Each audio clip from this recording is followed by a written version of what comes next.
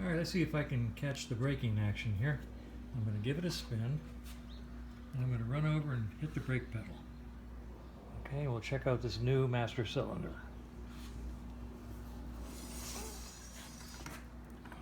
Well, I saw it, but you didn't see it.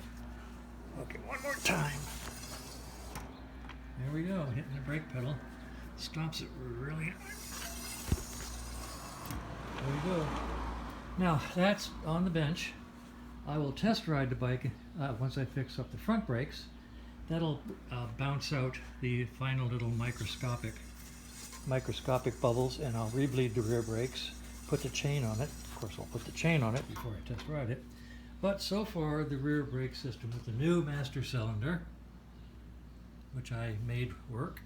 This, by the way, is a hydraulic brake light switch built right in that I went and found. So the brake light will be operated by this switch.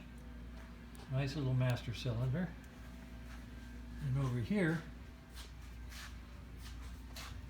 a brand new caliper. I will take off the yellow warning label because I find them odious, but it is hanging nicely. So when somebody says, "How are they hanging?" You can say, "Just fine, thank you."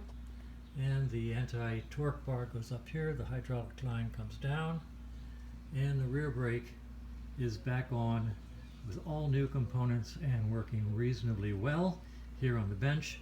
We'll see how it goes when I do the test ride.